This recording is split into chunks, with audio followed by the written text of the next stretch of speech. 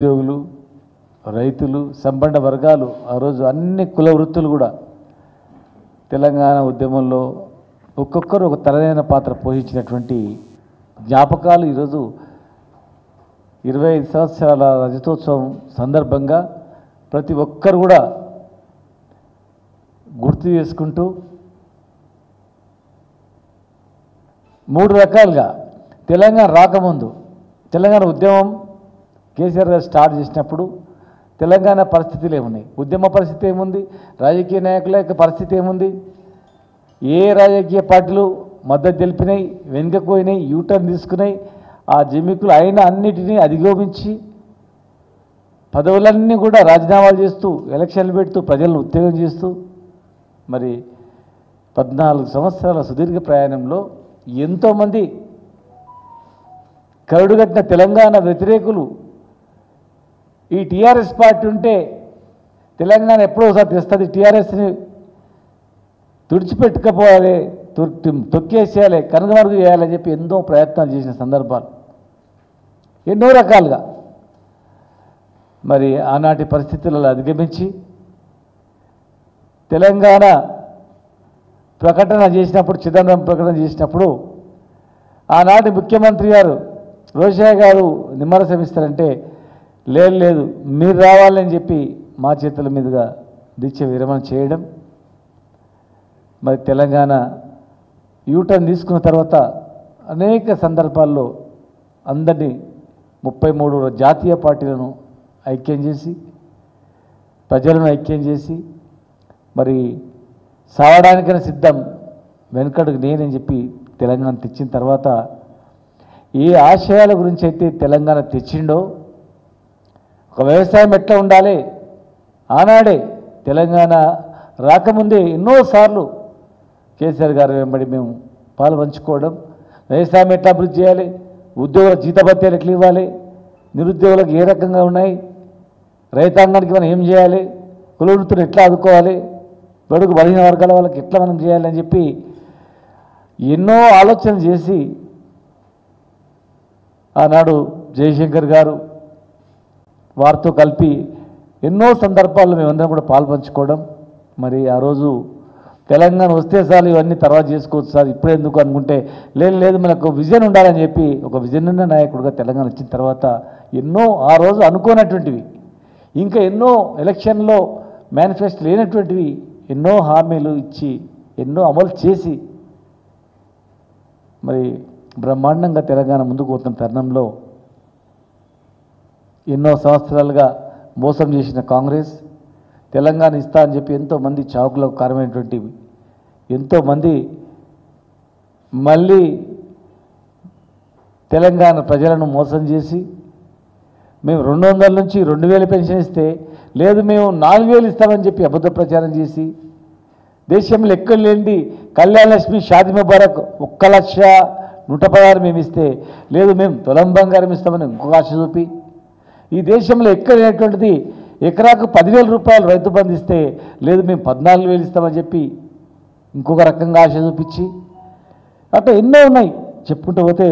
చాలా ఉన్నాయి. మేము దళితులకు 10 లక్షలు ఇస్తామంటే మేము 14 లక్షలు ఇస్తామని చెప్పి ప్రతి కులానికి ప్రతి వృత్తికి ఎన్నో అబద్ధపు హామీలతో అధికారంలోకి వచ్చి మరి ఈరోజు రైతు కూలీలకు ఇస్తున్నటువంటి 2,500 రూపాయలు ఎక్కడ పోయినో తెలియదు, కౌలు రైతులకు ఇస్తున్నటువంటి రైతు బంధు ఎక్కడ పోయిందో తెలియదు, అసలు ఎకరా 2 ఎకరాలు కూడా ఇచ్చే పరిస్థితి లేదు, రుణమాఫీ చేస్తాం ఇప్పుడే మీరు రుణాలు తెచ్చుకోమని చెప్పారు, రుణమాఫీ ఊసేయలేదు, పెళ్ళిళ్ళు చేసుకోకండి నెల రోజుల తర్వాత మీకు తులం బంగారం వస్తామని చెప్పారు, నెల రోజులలో హామీలు ఇస్తామన్నారు, 100 రోజుల్లో మొత్తం అమలు చేస్తామన్నారు సోనియా గాంధీ గారు, ప్రియాంక గాంధీ గారు, అటు ఎంతోమంది ఖర్గే గారు జాతీయ నాయకులతో ఒక్కొక్కరితో ఒక్కొక్క హామీలు చెప్పించి 6 గ్యారెంటీలు పేరిన తెలంగాణ ప్రజలు మోసం చేసి అధికారంలోకి వచ్చి ఈరోజు ప్రజలు మళ్ళీ మొదటికొచ్చారా అని చెప్పి రైతుల ఆత్మహత్యలు స్టార్ట్ అయినాయి, వ్యాపారస్తుల ఆత్మహత్యలు స్టార్ట్ అయినాయి, బిల్డర్ల ఆత్మహత్యలు స్టార్ట్ అయిపోయినాయి. మళ్ళీ ఎట్లుండి తెలంగాణ ఎట్లయిపోయిందని ఈ తరుణంలో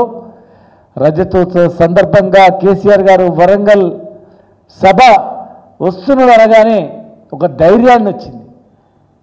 మొన్నటి వరకు రైతులు ఆత్మహత్యలు చేసుకుంటూ బిక్కుబిక్కున్నటువంటి రైతులకు ఒక ధైర్యం వచ్చింది. కేసీఆర్ బయలుదేరిండు, వరంగల్లో ఖచ్చితంగా చెప్తాడు, ఈ ప్రభుత్వానికి బుద్ధి వచ్చేటట్లు మాట్లాడతాడు, గాడిన పెడతాడు. లేదంటే కేసీఆర్ గారు త్వరలోనే మళ్ళీ ఆయన వస్తేనే ఈ రాష్ట్రం బాగుపడుతుంది అని చెప్పి ప్రజలు 1000 కళ్ళతో ఎదురు చూస్తున్న సందర్భం కనుక లక్షలాది మంది అదే వరంగల్లో ఉద్యమ సమయంలో 20 లక్షలతో సభ పెట్టడం జరిగింది. మరి ఈరోజు లక్షలాది మంది కదులుతున్నారు. ఆ రోజుల్లో డైరెక్ట్గా లైవ్ అనేటివి తక్కువ ఉండేటివి. ఇప్పుడు క్షణాల మీద మొబైల్లోనే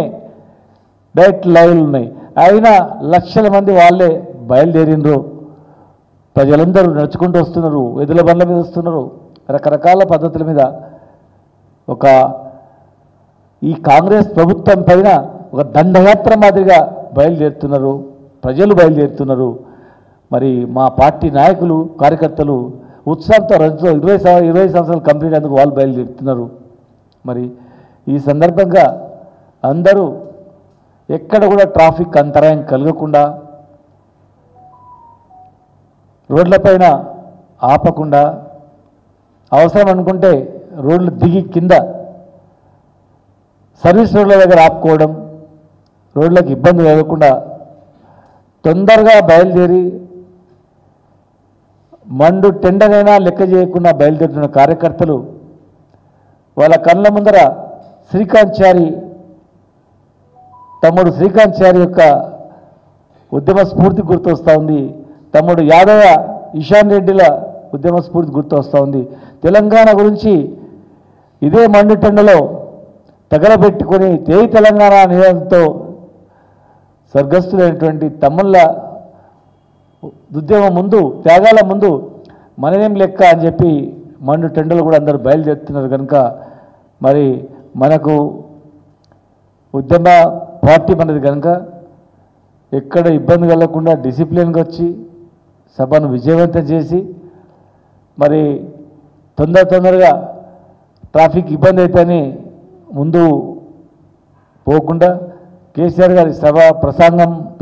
కంప్లీట్ అయిన తర్వాత, టోటల్ కంప్లీట్ అయిన తర్వాత 1-2 గంటల్లో అంత సెట్ అయిపోతుంది. కనుక కంప్లీట్ అయిన తర్వాత అందరూ బయలుదేరి అన్ని రహదారులు బ్రహ్మాండంగా మనం చేసినాం. కనుక అక్కడి నుంచి ఒక 2-3 గంటల్లో దాదాపు సగం పైగా జనం డైరెక్ట్గా ఇంటికి చేరుకునేటువంటి అవకాశం కూడా ఉంది. కనుక మరి మన కార్యకర్తలు, యువకులు వాళ్ళే సైనికుల్లా, వాళ్ళే ట్రాఫిక్ పోలీసుల మాదిరిగా, వారే ఒక మంచి వాలంటీర్ మాదిరిగా ఎక్కడి వాళ్ళు అక్కడ మన కళ్ళకు కనపడుతున్నటువంటి ట్రాఫిక్ అంతరాయం కావచ్చు, ఇంకేదైనా చిన్న సంఘటన కావచ్చు, వాళ్ళే స్వచ్ఛందంగా ముందుకొచ్చి ఎక్కటోళ్ళు అక్కడ మనకు చెప్పాల్సిన పని లేదు, ఎవరో చూడాల్సిన పని లేదు. ఖచ్చితంగా అన్ని విషయాలు మన నాయకుడు గమనిస్తుంటాడు. కనుక మనమందరం ఒక నిబద్ధతతో మనం డిసిప్లిన్గా అక్కడ చేరేటట్లు, ప్రసంగం అయ్యేంత వరకు విని ప్రసంగం తర్వాత మనం ఎక్కడి వాళ్ళు అక్కడ కొద్దిసేపు ఆగి మనం వెళ్ళేటట్లు ఏర్పాటు చేసుకోవాలి. మన యువ నాయకుడు, మన భవిష్యత్ నాయకుడు, మన పార్టీ కార్యనిర్వాహక అధ్యక్షుడు రేపు ఉదయం ఇక్కడ జెండా ఎగరేసి మరి ఇక్కడ నుంచి కొండలక్ష్మణ్ బాపూజీ గారి దగ్గరికి వెళ్ళి అక్కడ విగ్రహం దగ్గర నివాళులు అర్పించి అక్కడి నుంచి మనం వరంగల్ బయలుదేరే కార్యక్రమం ఉంటుంది. కనుక దయచేసి ఎక్కడి వాళ్ళు అక్కడ జెండా ఆవిష్కరణ చేసి గ్రామాల్లో ప్రతి కారుకు ఖచ్చితంగా జెండా ఉండాలి, మన కేసీఆర్ గారి స్టిక్కర్ ఉండాలి గ్యారెంటీగా. మన నాయకుని యొక్క వాల్ పోస్టర్ని ఖచ్చితంగా కారుకు ఉదయం ముందు వెనుక భాగం, బస్సుకు ముందు పక్కల వెనుక భాగం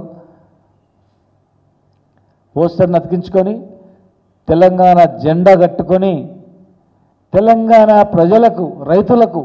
ఒక భరోసా, దండు గదిలిందిరా, మళ్ళీ వస్తుంది, మళ్ళీ మూడోసారి కేసీఆర్ గారు వస్తారు, ముఖ్యమంత్రి అవుతాడు, ఈ తెలంగాణ మనల్ని కాపాడుతాడు, మనం జర్ర ఓపిక పట్టుకుందామని ధైర్యంగా ఉండేటట్లు, రైతులకు ధైర్యాన్ని ఇచ్చేటట్లు. ఎందుకంటే ఆత్మహత్యలు చేసుకుంటారు అక్కడక్కడ, వ్యాపారస్తులు ఆత్మహత్యలు చేసుకుంటారు అక్కడక్కడ, ఎంతోమంది ఎన్నో రకాలుగా ఇబ్బందులు పడుతూ ఉన్నారు. కనుక 1.5 సంవత్సరం అయిపోయింది, ఇంకా కొద్ది రోజులు ఓపికపడితే కేసీఆర్ వస్తాడని చెప్పి దాని మీద భరోసా ఇచ్చేటట్లు మన కార్యకర్తలు బయలుదేరాలని చెప్పని ఖచ్చితంగా కార్యక్రమం అయిన తర్వాత గ్రామాలకు వెళ్ళి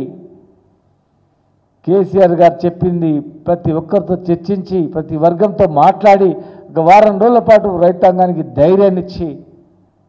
మెడలు వంచి హామీలు నెరవేర్చేటట్లు ఒకవైపు చేస్తూ మరొక వైపు తెలంగాణకు ఖచ్చితంగా నెక్స్ట్ కేసీఆర్ వస్తాడు, ఇవన్నీ చేస్తాడని అధైర్యంగా ఉంటే వాళ్ళకు ధైర్యాన్ని ఇస్తూ కార్యకర్తలు ముందుకు పోవాలని చెప్పని ప్రతి ఒక్క యువక కార్యకర్తలందరూ కూడా ఎవరు పిలవాలే కాదు, ఇది మనది అందరి పండుగ, ఇది మనందరి పండుగ. కేసీఆర్ గారు పిలిపించిండ్రు, ఆ పిలిపే కేసీఆర్ గారు పిలిపే మన పిలుపుగా భావించి కార్యకర్తలందరూ కూడా ఒక డిసిప్లిన్గా వచ్చి అక్కడ అందరు ఎక్కటోళ్ళు అక్కడ ఎక్కడ కూర్చున్నా ఏ మూలకు కూర్చున్నా ఆ మూలకు ఒక నిబద్ధతతో మనం కార్యక్రమాన్ని విజయవంతం చేసుకోవాలి. ఎందుకంటే ఎంతో కష్టాలు పడి మనం తెచ్చుకున్న తెలంగాణని 15 నెలల్లో ఆగమాగం చేసి పడేసిండ్రు. కళ్ళ ముందర చూస్తుంటే మనకే దుఃఖం వస్తుంటుంది, అరే ఎట్లుండే తెలంగాణ ఎట్లయిపోయారా అని చెప్పి. ఒక నిర్బంధాల మధ్యలో కేసులు రకరకాల దాని మధ్యలో ఏ వర్గాన్ని ఆటో డ్రైవర్ని అడిగినా, బస్సు కండక్టర్ని అడిగినా, రైతు కూలీని అడిగినా, ఒక విద్యార్థిని అక్కడ పోయి మన ఆ క్రాస్ రోడ్ దగ్గర ఆర్టీసీ క్రాస్ రోడ్ దగ్గర మన అశోక్ నగర్ పోయినా, ఏ యూనివర్సిటీకి పోయినా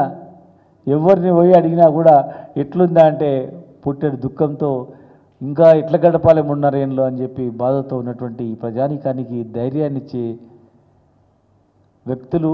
శక్తులు ఒక బీఆర్ఎస్ పార్టీకి మాత్రమే ఉంటుంది, కేసీఆర్ సైనికులకు మాత్రమే ఉంటుంది. కనుక మరి దీని అందరూ కూడా గమనించి ఎవరు అంత తొందరగా బయలుదేరి అక్కడ పోయి ఉండాలి. ఎండ ఉన్నా ఏది ఉన్నా అన్ని ఏర్పాట్లు అక్కడ మజ్జిగ నీళ్ళు అన్ని ఏర్పాట్లు చేశారు మన నాయకుడు కేసీఆర్ గారు, మన నాయకుడు కేటీఆర్ గారు అన్ని ఏర్పాట్లు డే అండ్ నైట్ పర్యవేక్షిస్తారు. కనుక ఎవరంతకు వాళ్ళం మన బాధ్యత తీసుకొని, మన బాధ్యత ఈ ప్రోగ్రాంలో నాదేంది బాధ్యత, నా సహాయం ఏంది, నా సహకారం ఏంది, నా యొక్క సేవ వాలంటరీగా మనం చేసే పని ఏంది అనేటట్టు ఎవరంతకు వాళ్ళం మనం శ్రమదానం టైప్లో కొంత పని చేసి మనం రుణం తెచ్చుకోవాలని చెప్పి అందరికీ మీ ద్వారా విజ్ఞప్తి చేస్తున్నాం. జై తెలంగాణ, జై కేసీఆర్, జై కేటీ.